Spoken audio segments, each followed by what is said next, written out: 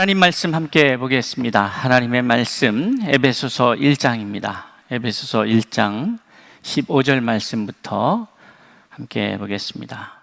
이로 말미암아 주 예수 안에서 너희 믿음과 모든 성도를 향한 사랑을 나도 듣고 내가 기도할 때에 기억하며 너희로 말미암아 감사하기를 그치지 아니하고 우리 주 예수 그리스도의 하나님 영광의 아버지께서 지혜와 계시의 영을 너희에게 주사 하나님을 알게 하시고 너희 마음의 눈을 밝히사 그의 부르심의 소망이 무엇이며 성도 안에서 그 기업의 영광의 풍성함이 무엇이며 그의 힘의 위력으로 역사하심을 따라 믿는 우리에게 베푸신 능력의 지극히 크심이 어떠한 것을 너희로 알게 하시기를 구하노라.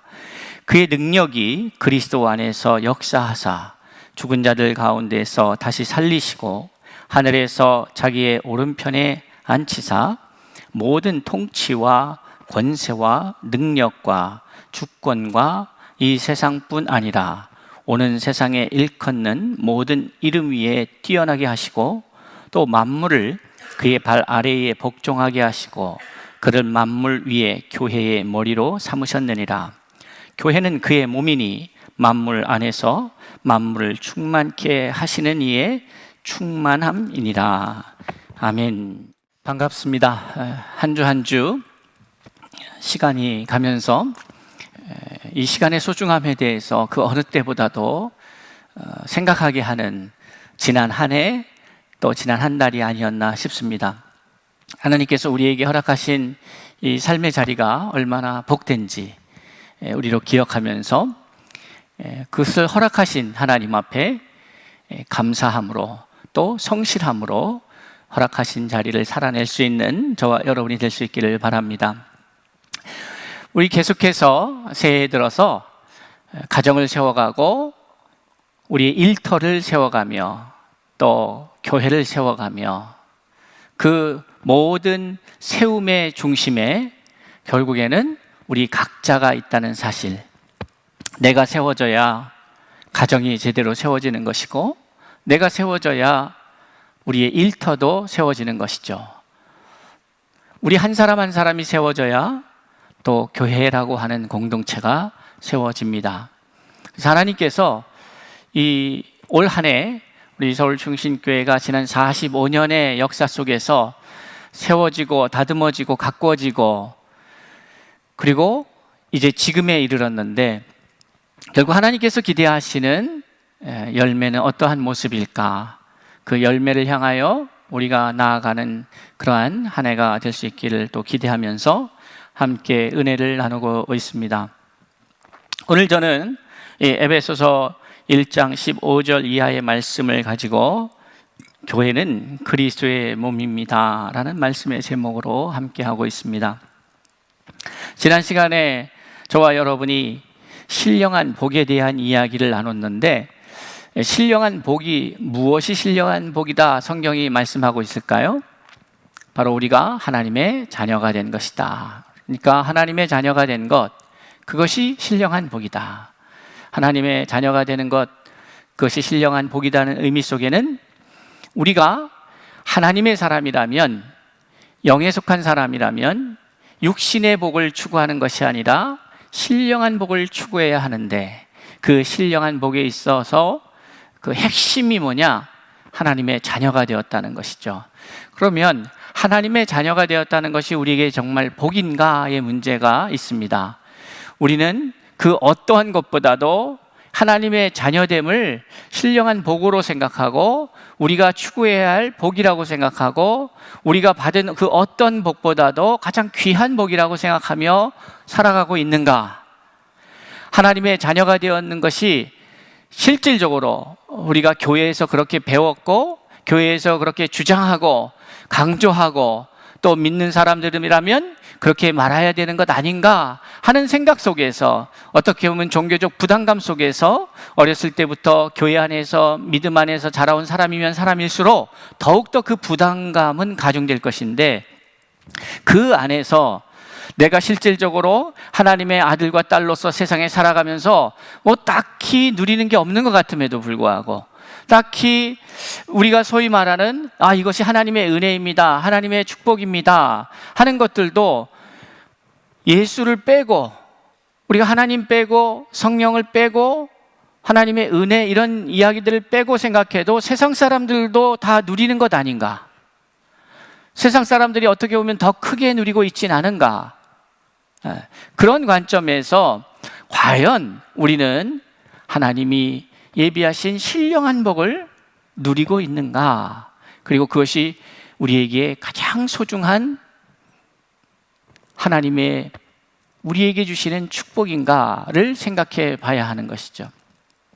그것이 정리되지 않으면, 그것이 우리 안에서 깨달아지지 않으면 우리는 그것을 소망하지 않습니다. 머리로는 알고 있습니다. 신령한 복이 좋다. 그런데 우리는 소망하지 않습니다. 여러분, 한번 여러분께 여쭙고 싶습니다. 최근에 여러분들이 가장 소망하는 것은 무엇인가요? 여러분은 무엇을 가장 소망하고 있나요? 하늘에 속한 것입니까? 땅에 속한 것입니까? 육신에 속한 것입니까? 영에 속한 것입니까?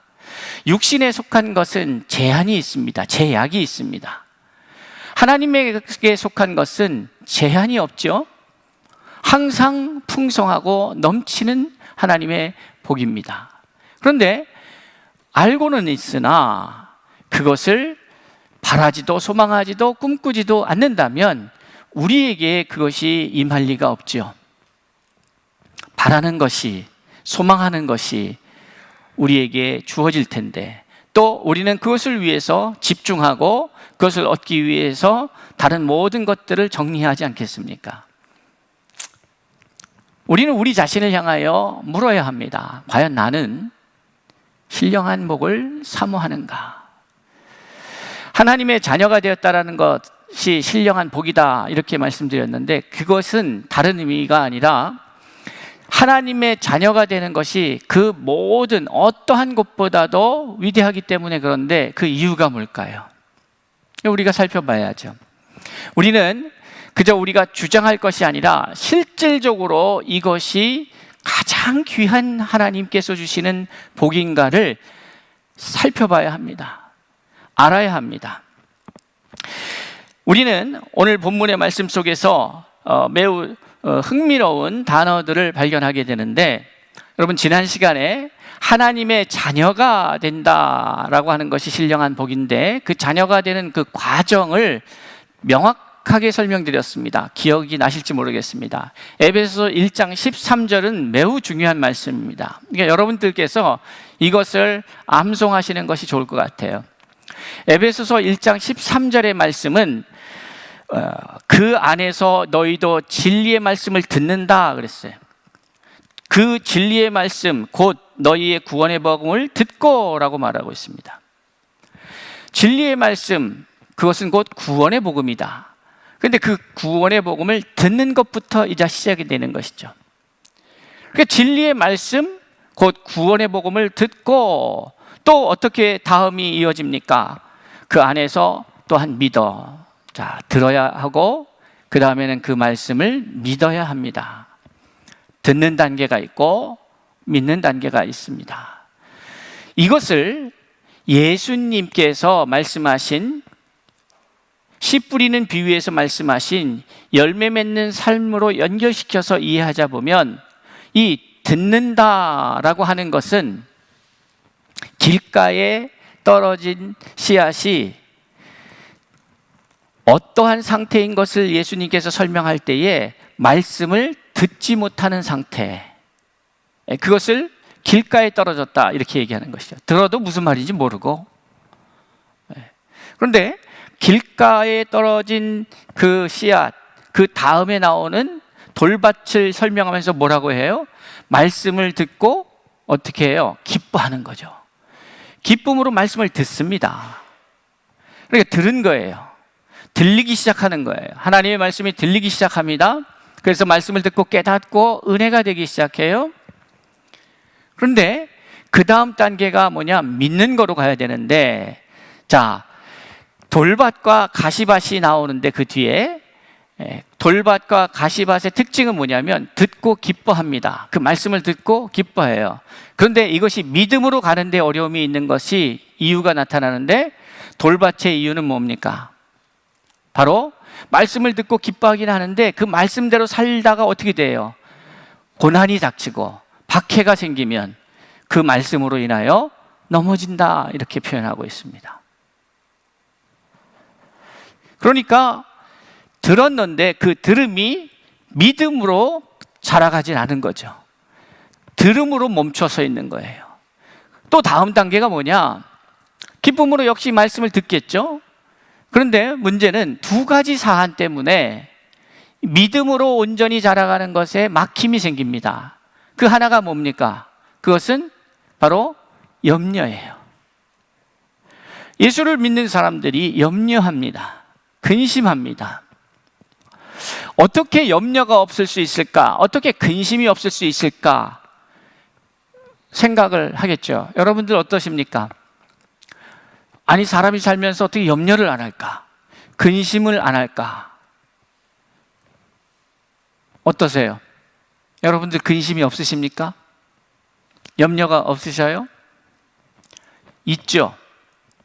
그러면 대뜸 우리가 생각하는 게 뭐예요? 지금 제가 말씀드린 것처럼 그런 반문을 하겠죠. 어떻게 염려를 안 할까? 사람이 살면서 어떻게 근심을 안 할까? 여러분, 염려와 근심이 우리에게 유혹으로 다가와서 우리로 염려케 하고 근심케 하는 사건을 들려주고 우리의 마음을 흔들 수는 있습니다. 그런데 문제는 뭐냐면 그 염려와 근심이 나의 마음 가운데에서 자리를 잡는 거죠. 그래서 그 염려와 근심 때문에 다른 어떠한 것도 진행이 되질 않아요. 여러분의 생각이 염려와 근심으로 잡혀 있다 보면 아무것도 되지 않는 거죠. 저는 여러분들과 교제를 하면서 이게 연령층대로 이 근심의 내용이 다 다릅니다. 근심의 내용이 달라요. 젊은 사람들에게 있어서 근심은, 아직 취준생들에게 있어서 근심은 뭐예요? 취업의 문제가 근심이에요. 미혼자들에게 근심은 결혼입니다. 요즘은 또 예전과 같이 이 결혼을 그렇게 중요하게 생각하지 않는 것 같기도 해요. 결혼을 안 하겠다고 하는 사람들도 많이 있으니까요. 어쨌든 상황과 자기의 형편에 따라서 또 연령대에 따라서 다 그 근심의 내용이 틀립니다. 또 어떤 분들은, 이제 저와 같은 연령대의 사람들은 노후도 많이 걱정하는 것 같아요. 이제 명퇴를 해야 되는 상황도 있고, 이제 좀 있으면은 이제 몇 년 후면은 퇴직을 준비해야 되는 분들도 계시는 것 같아요. 그러다 보니까 그럼 어떻게 사나? 이런 문제도 있습니다.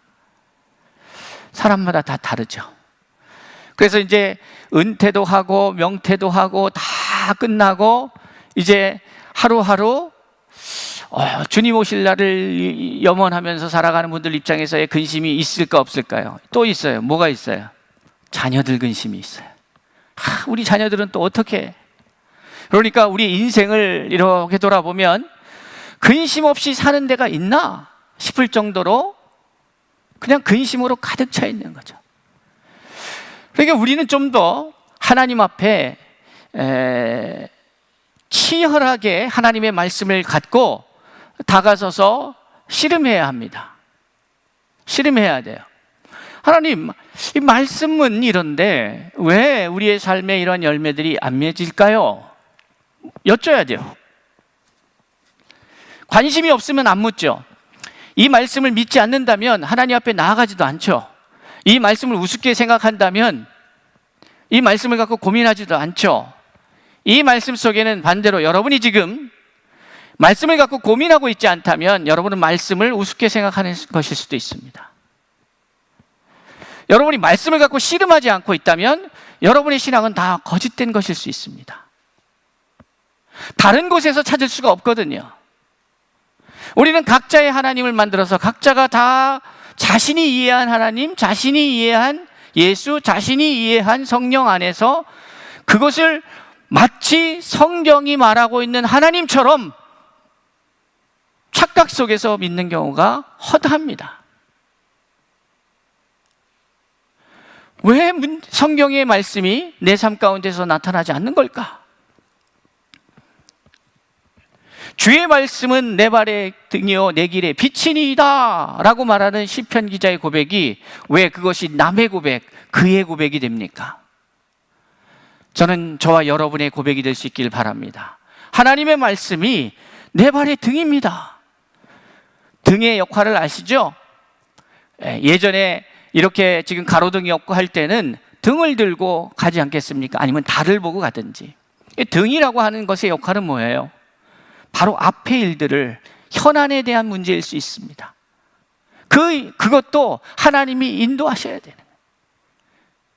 내 길의 빛이라고 하는 것은 이제 내 방향성의 문제 있고 내가 어디로 가야 하는가, 어떻게 살아야 하는가, 이런 문제일 수 있죠. 그런데 이 부분에 있어서 하나님의 말씀이, 시편 기자의 그 고백은 시가 아니에요. 우리가 시편이라고 표현하고 있지만 단순히 시가 아니에요. 문학서적이 아니에요. 이것은 시편을 기록한 사람들이 자신의 삶의 현장에서 경험한 하나님을 노래한 것이죠. 그러니까 이것은 실제 있었던 것이지 이것은 아름다운 미사여구가 아니죠. 그럼 왜 이런 문제가 생기느냐? 왜 성경이 말하는 하나님과 우리가 경험하는 하나님 사이에 이 괴리가 있는가? 그것을 오늘 본문에서는 17절에서 정확하게 표현하고 있습니다.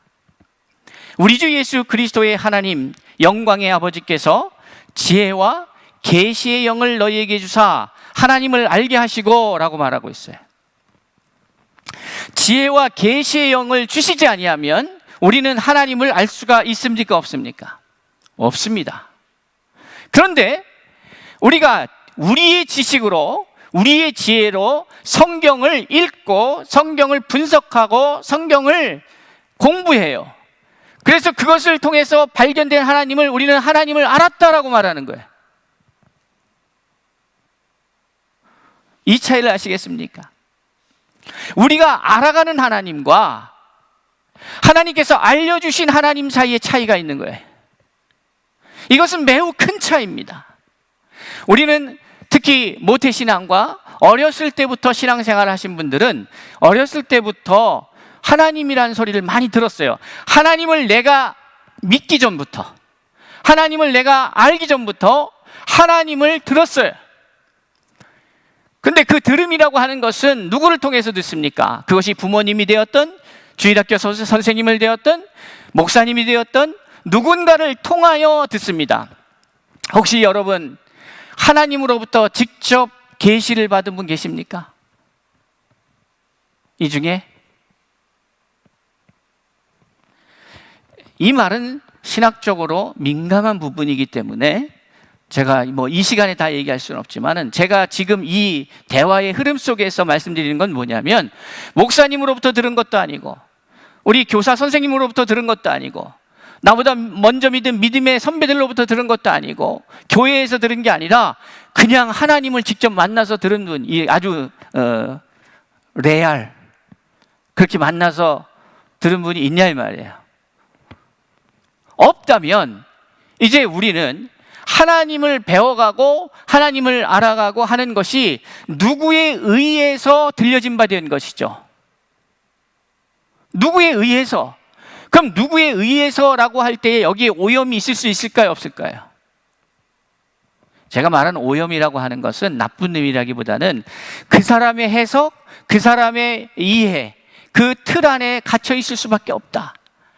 여러분이 저하고 신앙생활 하면서 저의 말씀을 계속해서 지금 이제 9년 차, 제가 이 교회의 담임 목사로 섬기게 된 것이 9년 차예요.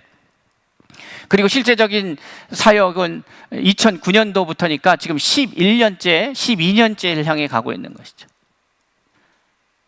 말씀을 들었어요.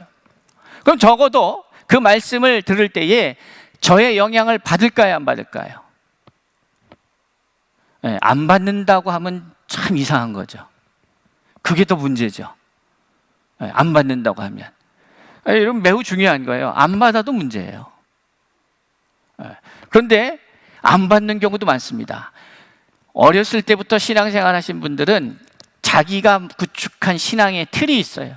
그러다 보니까 아무리 다른 얘기가 들어와도 받아들이기가 쉽지 않은 것은 사실입니다. 어찌됐건 제가 얘기하고 싶은 것은 이런 거죠. 누군가에 의해서 설명되어지고 이해되어진 것은 사실 어떻게 보면은 그분의 신앙의 영향을 받는 거예요. 그건 한계가 있어요. 그분도 또한 어떻게 되겠습니까? 누군가에 의해서 영향을 받았겠죠. 자, 그러면 우리는 우리의 이해의 틀 안에서 혹은 우리의 상황과 현실 속에서 하나님을 각자의 경험 속에서 이해합니다. 각자의 교육 속에서, 배움 속에서 이해합니다. 그런데 오늘 성경은 뭐라고 말씀하고 있냐면, 아버지께서 지혜와 계시의 영을 너희에게 주사 하나님을 알게 하시고 라고 말씀하고 있어요. 하나님께서 지혜와 계시의 영을 주시지 아니하면 우리는 하나님을 알 수 있는 방법이 있다 없다? 없습니다. 없습니다. 그러니까 여러분들이 교회 생활하면서 들은 하나님은, 그것은 어떻게 보면은 여러분의 생각 속에는 이 실체적 하나님이라고 이해할 수 있지만, 사실 들여다보면 그 가운데에 하나님의 지혜와 계시의 영을 받지 않았다면 여러분은 하나님을 알고 있는 게 아니죠. 하나님을 알고 있는 게 아닙니다. 그렇기 때문에 이러한 관점에서 생각해 보면 오늘날 우리 주변에서 일어나고 있는, 아니 여러분의 삶 가운데에서, 우리 교회 안에서 일어나고 있는 이런 많은 문제들이 해결됩니다. 각자가 이해한 하나님을 가지고, 각자가 이해한 하나님, 내가 아는 하나님, 성경이 말하고 있지 않은 하나님, 아니 성경이 말하고 있으나 그것을 수용할 수 없는 나의 인식의 문제, 이 틀 안에서 하나님을 믿는다고 생각하는 거죠. 선별적으로, 자체적으로 필터링을 합니다. 그 안타까운 것은 많은 부분이 걸러진다는 거예요.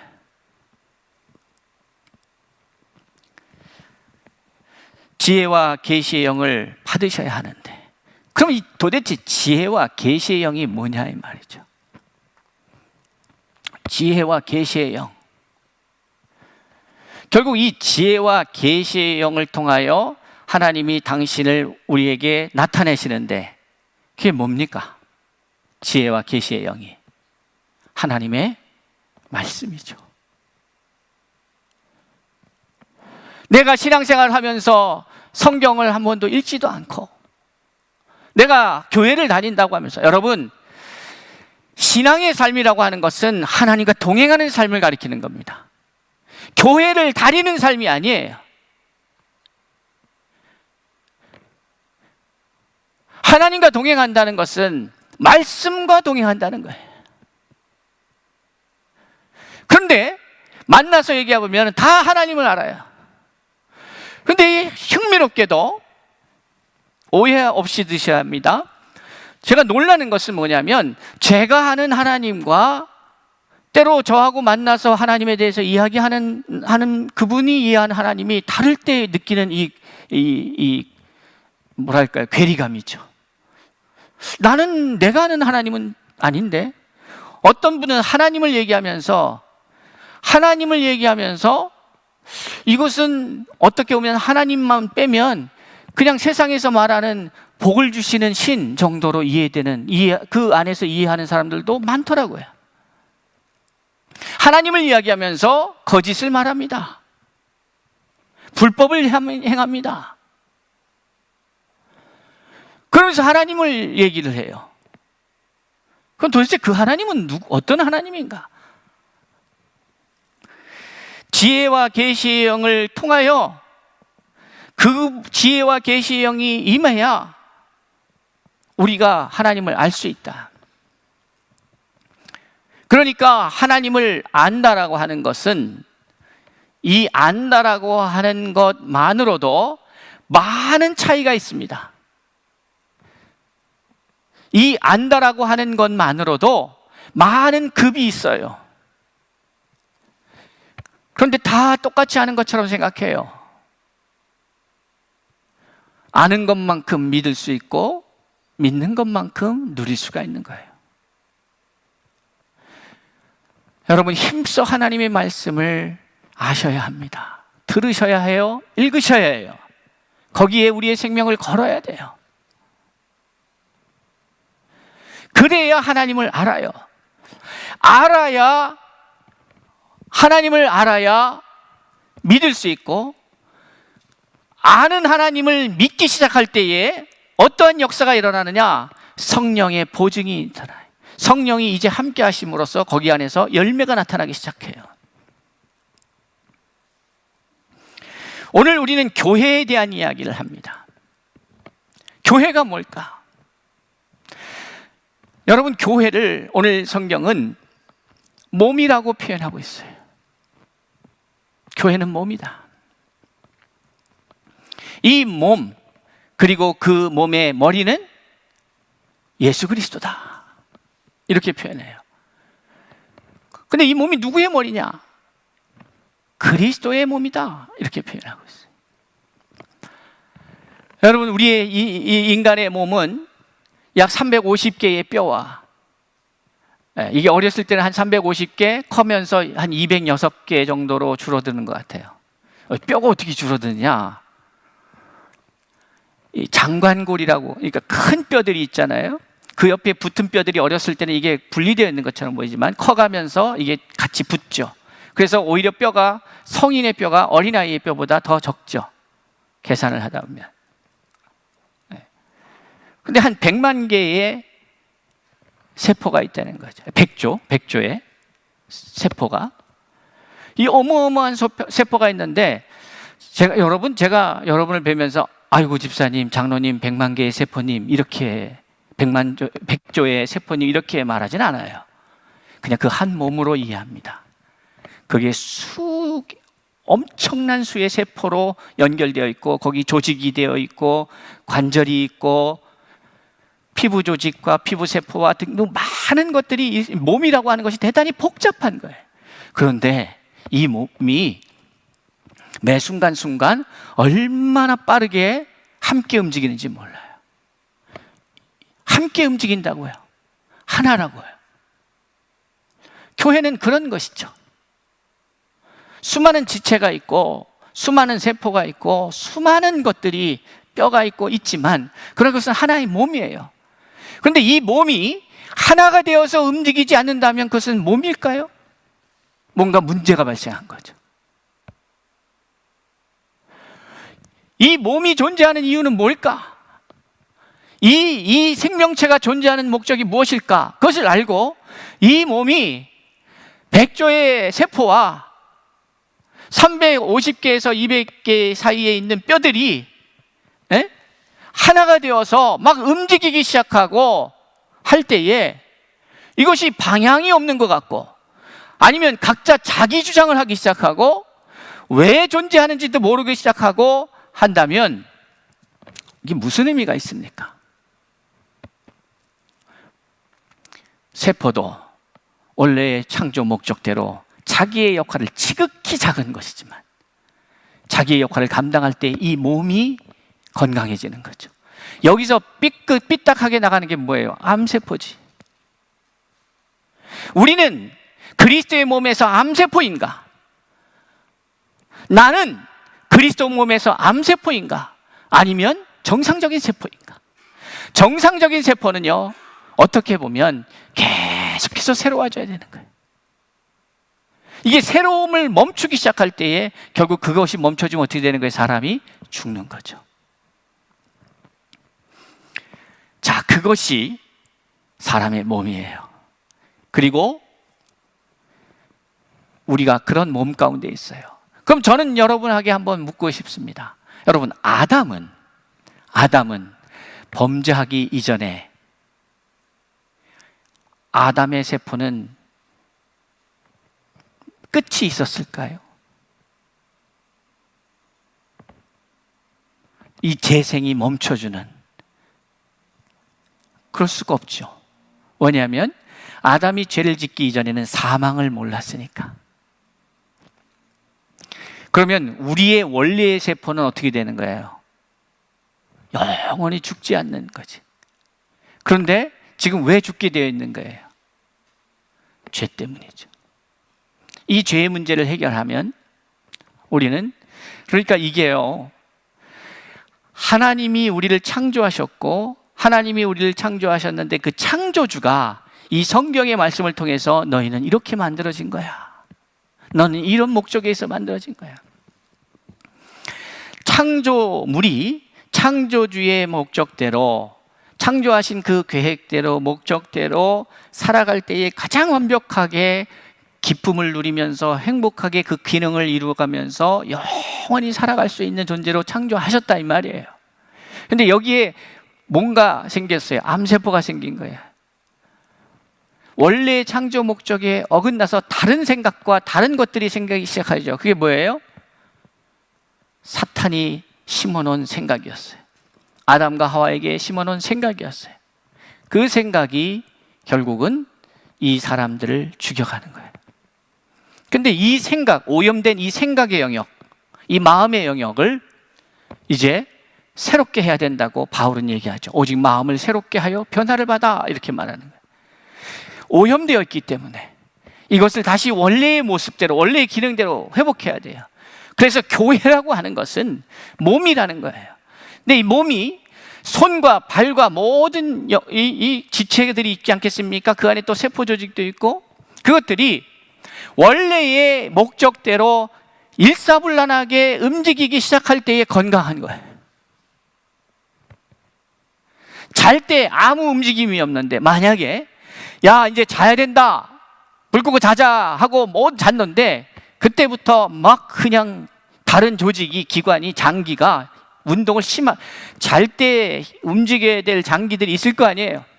심장이 잔다고 멈추면 안 되잖아요. 그러나 다른 지체들은 가만히 쉼을 통해서 다시 회복되고 해야 되잖아요.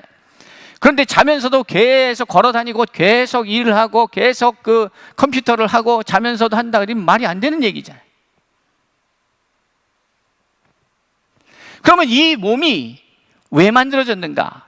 이사야서 43장 21절에 보면 이 백성은 내가 나를 위하여 창조하였다고, 나를 찬송하기 위해서 나를 찬송케 합니다.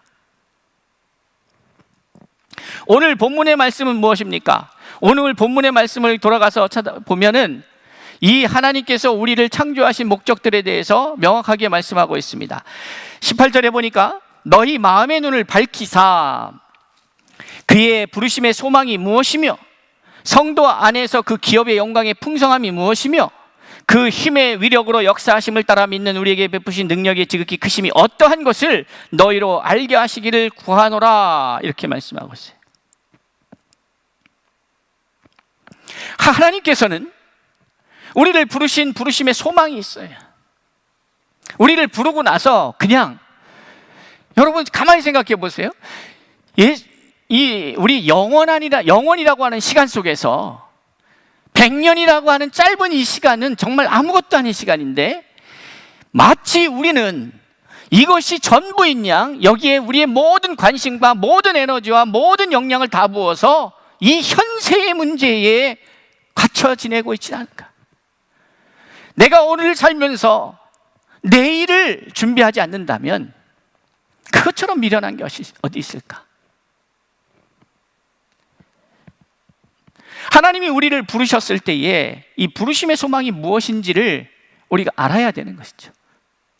하나님이 우리를 창조하셨다면, 하나님이 서울중심교회를 45년 전에 세우셨다면 이 교회를 왜 세우셨는가? 나를 하나님의 자녀로 부르셨다면, 나를 하나님의 자녀로 부르신 다음에 이게 개인 구원의 차원에 묶여서 그냥 그게 다라면 예수 믿고 구원받는 순간 천국 하나님의 나라로 가는 것이 제일 축복입니다.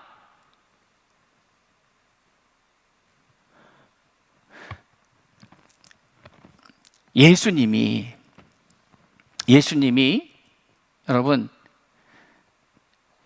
십자가 지시고 부활하셔서 승천하셨습니다.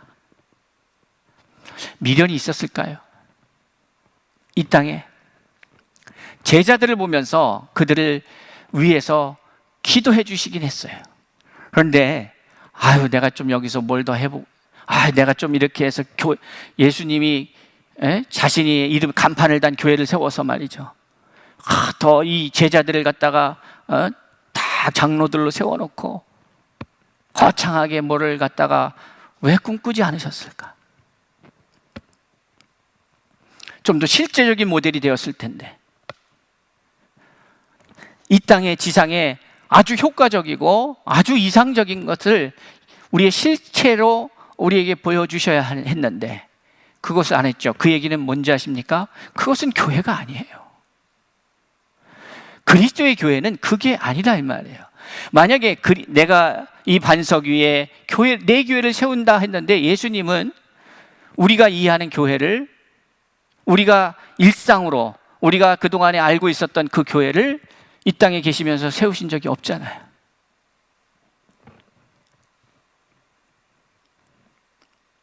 그러면 그것은 다른 말로 하면 우리가 알고 있는 그 교회는 예수님이 말하는 교회가 아닌 거예요. 그럼 예수님이 말씀하신 교회는 뭘까? 예수님의 몸인 교회는 뭘까? 몸은 모든 조직이, 세포가 다 하나의 방향성과 하나의 뜻을 갖고 살아야 됩니다. 그런데 그 모든 조직이 각자 역할을 하는 것은 하나의 목표가 있습니다. 하나의 목표. 그게 뭘까요? 이제 오늘 교회를 우리가 이해하면서 대단히 중요한 거예요. 교회의 목표가 뭐냐 이 말이죠. 여기서 머리가 예수 그리스도예요. 그러니까 주로 생각을 담당하고 어떤 꿈을 꾸고 뭐 이런 것들은 주로 누가 하는 거예요? 우리가 가만히 생각해 보시면, 그냥 뭐 특별히 뭐 심도 있게 생각하지 않아도 주로 그건 어디가 담당합니까? 주로 우리의 뇌가 하겠죠. 마음이 생각이 하겠지. 아주 쉬운 말로 머리가 하겠죠. 그런데 그러면 다른 세포들은, 다른 조직들은 뭘 하는 겁니까? 다른 장기들이나 뼈나 이런 것들은 도대체 뭐 하는 거예요?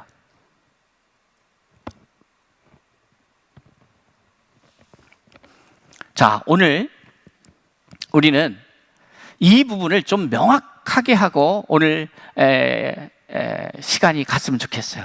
12분의 1이 오늘로서 이제 땡 치잖아요. 올 한 해 2021년도에. 자, 빌드업 하는 데 있어서, 우리가 교회를 세워가는 데 있어서 도대체 세포의 역할은 뭐냐? 왜 존재하느냐? 어차피 판단하고, 어차피 뜻을 정하고, 꿈을 꾸고, 행동하게 하고 하는 모든 지시와 모든 것은 머리에서 나오는 건데, 그럼 다른 존재들은 뭐 그냥 듣기만 하면 되는 거 아닌가? 그래서 간단하게 생각하면은 신앙생활의 초기에 우리가 가장 많이 배우는 게 뭐예요? 순종이에요, 순종. 그런데 그것이 내가 커서도 순종인가?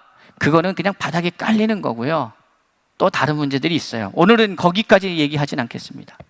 자, 그러면 다른 조직들, 다른 세포들, 다른 부위들, 지체들은 뭘 위해서 존재해야 되느냐 이거죠. 하나님의 우리를 부르신, 하나님의 신령한 복을 주신, 하나님의 신령한 복은 하나님의 자녀가 되는 것인데, 우리를 자녀로 부르신 그 뜻이 무엇이냐?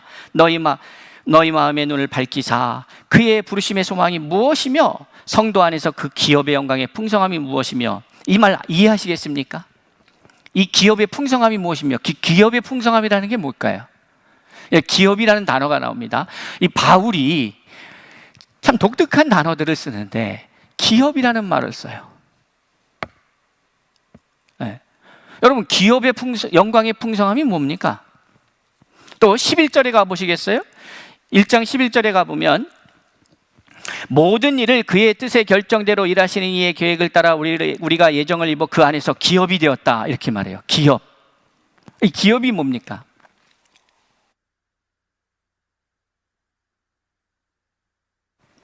이 기업의 뜻이 뭐냐의 문제와 그 기업의 실체가 뭐냐, 이 두 가지로 생각할 수 있어요. 이 기업이라고 하는 것은 다른 데에서는 똑같은 의미를 바울이 로마서 8장에서는 17절에서 자녀이면 곧 후사라고 하는 옛날 성경입니다. 지금 성경에는 아마 상속자 이렇게 돼 있어요. 상속자. 그러니까 이 기업이라고 하는 건 뭐냐면요, 상속된 후계자, 상속, 계승 이런 뜻이 있어요. 상속된다는 것은 어떤 의미가 있습니까? 누군가로부터 받는 거죠. 누군가로부터 받는 거예요. 그럼 이 누군가가 누군가예요? 하나님으로부터 받는 거예요. 하나님의 나라를 유업으로 받고 하나님의 나라의 기업이 되었다. 우리는 상속자입니다. 그러니까 하나님의 나라를 상속자예요. 그런데 이 기업이 되었는데, 우리가 기업이 되었다라는 말을 갖다가 바울은 에베소서에서 다른 말로 뭐라고 표현하는 겁니까? 바로 그것이 하나님의 자녀가 되었다라는 거죠. 그것이 신령한 복이라는 거예요. 5절에 보니까 예수 그리스도로 말미암아 자기의 아들들이 되게 하셨다. 다시 말씀드립니다. 자녀들이 되게 하셨다. 하나님의 자녀가 되게 했어. 이 하나님의 자녀가 된 것이 뭐예요? 바로 기업이 되었다는 얘기예요. 그러면 이 기업은 이런 뜻인데, 이 기업의 내용이 뭡니까? 그럼 그 실체가, 그게 뭐냐? 생명이에요. 하나님의 나라는 생명입니다.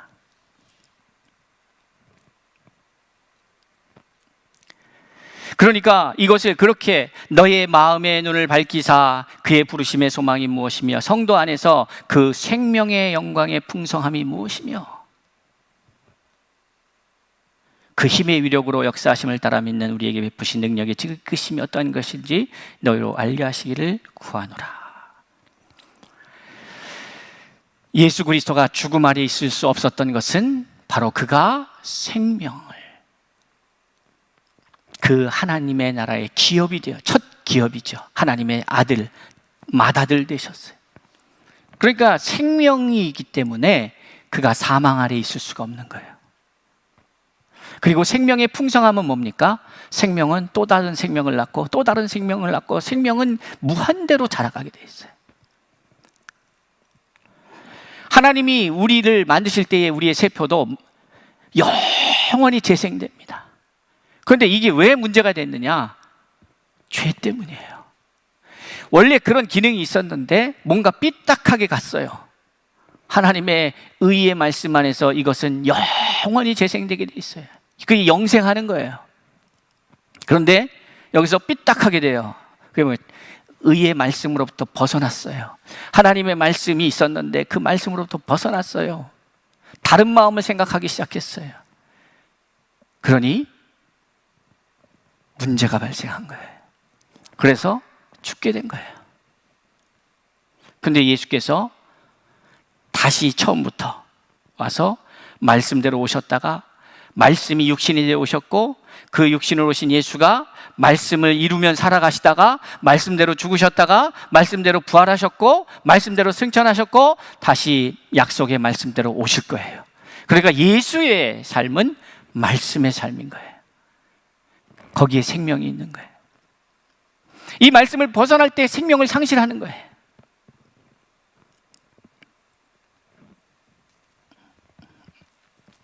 교회의 이 몸은 그리스도의 몸인 거예요. 그리고 이 몸의 머리는 예수 그리스도인 거예요. 그래서 예수 그리스도가 말씀하시고 예수 그리스도가 이끄시는 대로 몸은 가게 되어 있어요. 그럼 저 작은 세포 하나들의 역할은 뭐냐면 생명력이에요. 살아있는 거예요. 그런데 이 살아있음이 자기를 주장하는 게 아니에요. 내가 잘나겠다고 막 하는 순간 문제가 발생하기 시작해요. 그 안에서 그 생명력만 키우는 거예요. 그러니까 여러분, 자, 교회의 문제는 성령의 인도하심을 듣지 못하고 있는 거예요. 우리가 이게 그리스도의 몸이고 우리의 머리가 그리스도라면 그리스도의 인도하심을 받아야 돼요. 이스라엘 백성들이 광야에서 구름 기둥과 불 기둥의 인도하심을 받는 것은 간단한 겁니다. 그때는 구름 기둥과 불 기둥이 보였어요, 눈에. 그런데 문제는 고개를 들지 않는 이상 안 보일 수 있는 거죠. 그러니까 이 세상에 묶여서 땅의 것만 쳐다보면서 살다 보면 하늘의 이야기가 들리지 않고 보이지 않는 거예요. 그렇다면 나는 존재하는데 나는 왜 존재하는지를 모르고 사는 거예요. 도대체 왜 나는 오늘 아침을 일어나야 되는가? 왜 숨을 쉬어야 되는가? 나는 왜 직장 생활을 해야 되는가? 나는 뭘 해야 되는가? 우리가 살려고 몸부림치는데 왜 살아야 되는지를 모른다면 그것처럼 비참한 게 어디 있겠습니까? 왜 살아야 하는가? 그것을 알기 위해서는 우리는 머리와 연결되어 있어야 돼요. 끊겨져 있으면 안 되는 거죠. 그러니까 지혜와 계시의 영을 날마다 우리가 말씀을 통하여 사모하며 그 말씀이 우리에게 임하여서 말씀을 볼 때에 깨달아지고 깨달음이 더할수록 우리는 더욱더 풍성한 사람이 되어가는 것이지. 그 부르심의 소망이 무엇인지, 또 그 성도 안에서 그 기업의 영광의 풍성이 무엇인지를 날마다 깨달아가면서 알아가면서 누려야 하는 것이죠. 누리다 보면 생명의 특징은 뭐냐면 이게 번식이 됩니다. 번성하고 충만케 되어 있는 거예요. 생육하고 번성하여 충만해지는 것은 생명의 이치예요. 그러면 그렇게 되면 우리는 열심히 해서 100배를 남겨야지, 열심히 해서 60배를 남겨야지, 30배를 남겨야지 염려하지 않아도 되는 거예요. 우리가 그렇게 하면 여러분 발가락 저기 왜 새끼 발가락에 있는 그 작은 세포가 막 어떻게 하면 열매를 맺을까? 내가 열심히 해서 뭘 해볼까? 그럴 필요가 없어요. 자기는 그 생명을 계속해서 그 생명력을 유지하면 돼요. 그리고 이것이 모든 세포가 연결되어 있어서 깨어 있어서 머리로부터 연결되는 이 신경조직에 의해서 다 연결되어 있으면 성령이 말씀하시는 대로 움직이면 되는 거죠. 그런데 여러분, 우리는 자꾸 오늘날 교회의 문제는 열심히 뭘 하려고 하는 거예요. 성실한 거는요, 그러니까 여러분 열심이 아니라 성실입니다. 성실해야 합니다. 성실한 것은 하나님의 사람들의 DNA예요. 그 성실해야 돼요. 성실로 식물을 삼아야 돼요. 네. 그런데 이 성실이 제대로 작동하려면 이게 단순히 의미 없는 행위가 되지 않고 인간적 노력이 되지 않으려면 어떻게 돼야 돼요? 하나님과 연결되어 있어야 되는 거죠. 하나님의 소리에 민감해야 되는 거예요. 이게 안 돼 있으면 난 열심히, 내 열심히 의가 자기 의가 돼버리는 거지. 내 열심히, 내 열정이, 내가 주를 위해서 얼마나 열심히 살았는데, 내가 주를 위해서 얼마나 헌신하고 열정적으로 살았는데, 그거 아무 의미 없는 얘기예요. 주여 주여 하는 자마다 다 천국에 갈 것이 아니라 내가 널 도무지 모른다 이렇게 말하면 어떻게 합니까?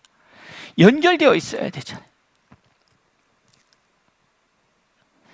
사랑하는 성도 여러분, 우리 각자가 참 생명 안에서 이 생명력을 계속해서 유지하고 있으면은 연결되도록 되어 있어요. 생명의 연결성이 있습니다.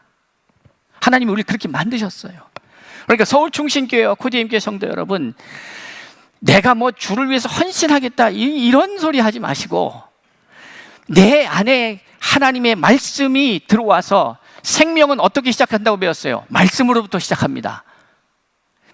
이 우주 만물 가운데의 그 생명의 시작은 말씀으로부터 시작된 거예요. 그러니 내가 내 안에 참된 생명을 갖다가 유지하고 갖고 시작하려면 어떻게 돼야 돼요? 말씀 앞에 붙잡혀야 되는 거예요. 우리 모든 사람들이 이게 100명이 됐든 10,000명이, 여러분, 성도가 많아져서 문제가 되는 게 아니고 많은 것이 하나가 아니래서 문제예요. 100조의 세포가 각자 놀면 그것은 완전히 이합집산이 되고 제멋대로 하고 이건 이상한 기형적이 되겠죠. 그런데 하나가 되니까 하나의 몸이 되는 거예요. 서울중심교회가 100명이 모이냐 1000명이 모이냐 10,000명이 모이냐의 문제가 아니에요. 근데 우리는 이러한 몸의 비밀 속에서 우리가 이해해야지, 이것을 우리가 어떤 조직으로 묶으려고만 하고 시스템으로만 묶으려고 하고 지역으로 묶으려고 하고 관계로만 묶으려고 하고 하다 보면 정작 이 생명의 비밀인 하나님의 말씀으로 연결되어 있지 않으면 다 부질없는 짓이 되어버리는 거예요.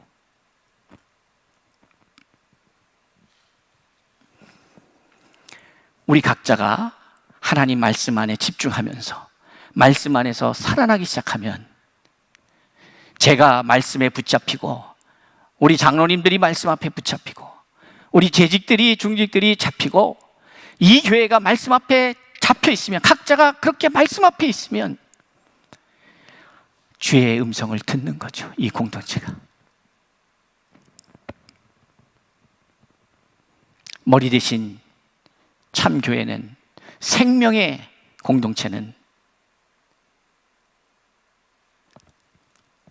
예수 그리스도가 머리시기에 그가 말씀하시면 모든 세포가 들으니까, 그리고 그것에 맞게 자기 역할대로 움직이기 시작하니까 누가 얘기를 안 해도 그거는 생명이니까. 요즘 하나님께서 제 마음 가운데에 또 꿈으로도 또 우리 제가 교제하고 있는 목회자들과의 나눔 속에서도 계속해서 동일하게 주시는 말씀이 있습니다. 그것은 뭐냐면 성령의 역사인데 치유예요. 우리 예수교 대한성결교회는 중생성결 신유 재림입니다. 신유를 믿습니다. 여러분, 신유 안 믿죠? 신유를 우린 믿어요. 예수님의 3대 사역 중에 하나가 신유였어요. 병든 것과 약한 것을 치료하셨어요. 이 말씀을 듣는 시간, 이것을 믿음으로 여러분 안에 있는 질병들이 치유받기를 주의 이름으로 축복합니다. 말씀은 살았고 운동력이 있습니다. 하나님의 말씀은 창조의 말씀이었습니다. 생명을 만드셨습니다. 여러분을 만드신 이가 하나님이십니다. 그 하나님께서 말씀으로 우리를 만드셨기에 그 말씀 앞에 순종하며 말씀 앞에 우리가 깨어질 때에 우리는 살아나게 되어 있는 거예요. 말씀을 대적할 때에 내 영혼이 죽어가는 거예요. 생명의 시작은 말씀으로부터인 거예요. 여러분이 말씀과 거리가 있다면 여러분의 생명력이 약해지는 거예요. 여러분이 말씀 안에서 그 기업의 풍성함, 그 생명의 풍성함이 무엇인지 알아갈 수 있는 것이죠. 그러니까 이제 정리하면 이런 거죠. 여러분, 교회에서 막 뭘 하려고 하지 마세요. 찬양대가 특별히 필요하겠습니까? 우리 모두가 하나님 앞에 찬양이 돼야지. 뭐 예배 인도자가 필요해요? 우리가 모두가 하나님 앞에 예배자인데. 그러니까 그건 있어도 그만 없어도 그만이에요. 그렇게 중요한 문제는 우리 한 사람 한 사람이 살아있느냐의 문제. 살아있느냐? 살아있다는 말은 그 안에 말씀이 있느냐? 그러면 우리는 우리 하나 됩시다, 우리 하나 돼야 됩니다, 사랑합시다, 얘기 안 해도 돼요. 무슨 세포들이 그런 줄 아세요? 그냥 그 창조의 질서 안에서, 그 말씀 안에서, 창조의 질서라고 하는 것이 그게 의예요. 하나님의 말씀 안에서 존재들은 그 존재의 의미를 찾아가고 누리며 이루어갑니다. 그리고 하나님은 그것을 우리 사람 몸뿐만이 아니라 이러한 생명을 갖고 있는 모든 이 땅의 것들은 다 하나예요. 그게 어디예요? 22절에 보면 또 만물을 그의 발 아래 복종하게 하시고 그를 만물 위의 교회의 머리로 삼으셨다, 이렇게 했어요. 20절에 보면 그의 능력이 그리스도 안에서 역사하사 죽은 자들 가운데서 다시 살리시고 하늘에서 자기의 오른편에 앉히사 모든 통치와 권세와 능력과 주권과 이 세상뿐 아니라 오는 세상에 일컫는 모든 이름 위에 뛰어나게 하셨다라고도 말하고 있어요. 이게 얼마나 가슴 찌는 일입니까? 이제 우리가 다음 시간에 함께 보겠지만은 2장에 이렇게 넘어가서 보면은 결국 그 이야기를 우리에게 좀 더 차근차근 처음부터 이렇게 설명을 해 주시게 됩니다. 여러분, 세상의 모든 만물을 하나로 만드셨어요. 그러니 저희가 비전이다 막 이렇게 하는데 그 핵심 시작은 뭐냐면 생명이에요. 살리는 일을 하는 것이고, 살리려면 내가 살아야 합니다. 살아있는 존재가 되어야 살릴 수가 있는 거예요. 죽을 수밖에 없는 그 존재로부터는 참 생명이 나올 수가 없잖아요. 내 안에 죽음의 씨앗이 있기 때문에 죽는 거예요. 그런데 우리는 지금 살아있으나 내일 죽는다면 나는 생명의 사람이 아니라 사망의 존재인 거예요. 사망 안에 갇힌 존재. 그러니 내가 생명 안에 있다는 것은 내 안에 죽음이 없는 거지. 그 의미는 뭐냐? 하나님의 말씀으로 가득 차 있다면 결국 나는 생명이고 이 생명은 또 다른 생명을 만들게 되어 있는 거예요. 내가 생명이 없는데 또 다른 생명을 만들 수가 없는 거예요. 전도는 노력하고 열심히 훈련받고 하는 게 아니에요. 생명이 있으면 복음은 전해지게 되어 있는 거예요. 그건 진리예요. 자연 만물을 보십시오. 여러분 민들레를 갖다가 옮겨 심는 분이 있으세요? 그거는요, 누구 심는 사람이 없어도 이 번식력이 얼마나 큰지. 제가 EBS에서 하는 방송을 보면서 놀랐던 게, 노 부부가 시골에 내려가서 정원을 크게 꾸몄어요. 그 한쪽에 대나무 숲을 만들었어요. 그리고 여기 길이 났어요. 근데 어느 날 이 사람들이 가보니까 이쪽에도 대나무, 심지 않았는데 대나무 숲이 이루어졌다는 거예요. 대나무가 자라가기 시작했다는 거예요. 자기가 심지 않았대요. 그럼 뭐예요? 이 생명이 어떻게 된 거예요? 옮겨진 거지. 생명은 생육하고 번성하여서 땅에 충만하게 되어 있는 거예요. 여러분이 살아야 합니다. 내 영이 살고 내 혼이 살고 내 육이 살아야 또 다른 생명을 낳는 거예요.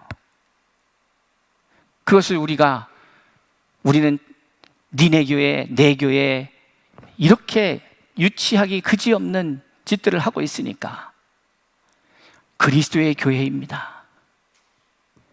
그리스도의 교회예요. 하나님이 지역교회를 세운 건 그 땅을 우리들이 생명을 일으키라고. 근데 우리 교회는 특징이 이 수서동에 사는 분들보다는 그 외에 사는 분들이 더 많잖아요. 그러니까 그 하나님의 뜻이 뭐겠어요? 그러면 여러분이 살고 있는 양평동을 살리셔야 되고, 저기 얼개동 그쪽 하여튼 저쪽도 살려야 되고, 수지도 살려야 되고, 김포 쪽도 살리셔야 되는 거지. 방배동, 서초동 다 살려야 돼. 내가 서 있는 그곳에서 생명의 역사를 이루어가는 것이 중요한 거다. 교회는 그리스도의 몸입니다. 몸은 딱 두 가지 몸이 있어요. 죽은 몸과 살아있는 몸이에요. 죽어가는 몸 역시도 죽은 몸이에요. 죽어가는 몸도 죽은 몸이에요. 그러니까 우리가 죄인들은 다 죽은 몸인 거예요.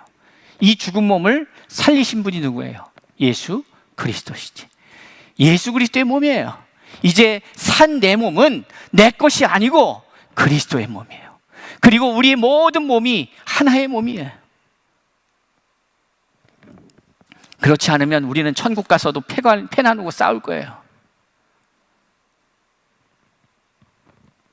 그러나 분명한 사실은 우리 안에 생명이 있는 거예요. 돌아보셔야 돼요. 오늘 말씀을 깊이 이해하면서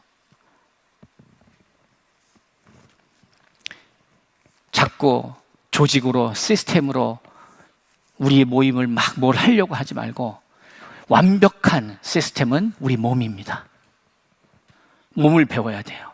각자 안에 있는 생명의 역사들을 각자, 내가 큰 자건 작은 자건 은사가 많건 적건 없이 동일하게 그 생명을 갖고 있느냐의 문제예요. 그러면 살아납니다. 저와 여러분이 있는 곳에 생명의 역사가 일어나기를 바랍니다. 교회는 그리스도의 몸입니다. 그리스도의 몸은 생명의 기업입니다. 생명, 그 기업을 우리가 기업이 된 건데 그 기업은 생명의 기업이에요. 교회는 생명입니다. 이 생명을 마음껏 누리는 저와 여러분이 될 수 있기를 바랍니다. 머리가 그리스도이기에 그리스도께 순종하며 그의 말씀대로 움직여질 때에 교회는 완전한 하나님의 몸이 될 것입니다. 기도하겠습니다.